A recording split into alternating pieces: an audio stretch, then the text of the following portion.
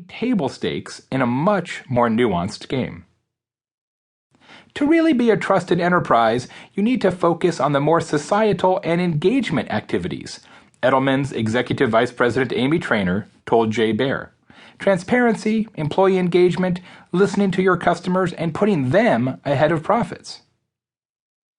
Owners of accounting firms often confused trustworthiness and visibility, assuming that keeping their name out there in telephone directories, local newspaper and radio ads, and direct mail ensures that their practice has a protectable right to potential clients in the area. There are more than a few firms that believe exposure is the main goal of marketing. Yet, visibility alone does not convey trust. It only creates attention. To go beyond attention and garner the type of trust that results in lifelong clients, accountancies and their marketing departments must become inherently more helpful.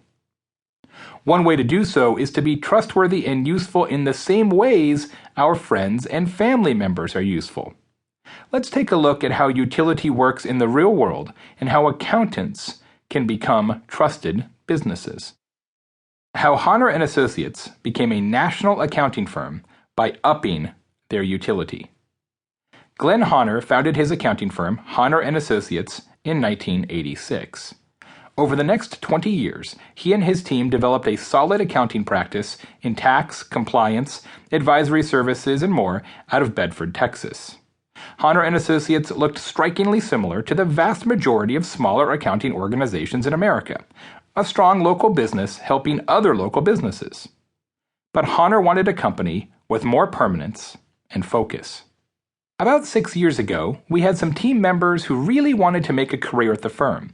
Most of our employees up to that point were coming and going. They'd come here 4 or 5 years and then move on to bigger firms, says Honor. We decided we wanted to provide a home, and we knew that we needed to grow to do that. So we looked at our client base and decided that we enjoyed working with all of the veterinarians we worked with already. So we chose that niche and we went after it. To effectively become the preferred go-to accounting resource for veterinarians, Honor & Associates had to make itself extremely useful to businesses of that type. To do so, Honor and his team became a utility and focused on the specific needs of the veterinary industry. The key was just learning what is unique about vets. You go to a doctor's office, he diagnoses you, treats you, whatever. But if you need surgery, you go to the hospital. If you need a prescription, you go to the pharmacy. In the vet world, they are all together, observes Honor. They do the surgery there, and they are the pharmacy. So there's just a lot of cost involved in operating a veterinary hospital. And we understand what those are and what they should be. When they started in the niche 6 years ago, the standard chart of accounts created by Honor for veterinary clients looked the same as the one-page chart of accounts used for plumbers, electricians, and other businesses. Now, his firm has established new charts of accounts specifically for vets that are broken out precisely how vets think and how they run their businesses. This focus and attention to detail works. Today, Honor & Associates works with more than 60 veterinarian businesses in many states. By targeting a niche and succeeding in that niche by being more useful than the competition, Honor & Associates transformed itself from a local business to a national business. Because they work with so many clients of a similar type, they can offer extraordinary insights on best practices, and the firm demonstrates that expertise from day one. Every vet client we pick up, we do a one-day orientation with them, says Honor. Sherry, who's my sister-in-law and has been with us for about 9 or 10 years, she'll fly out and do a one-day orientation with the client and teach them how to code their accounts and how we want to see information so that we get meaningful numbers out of it.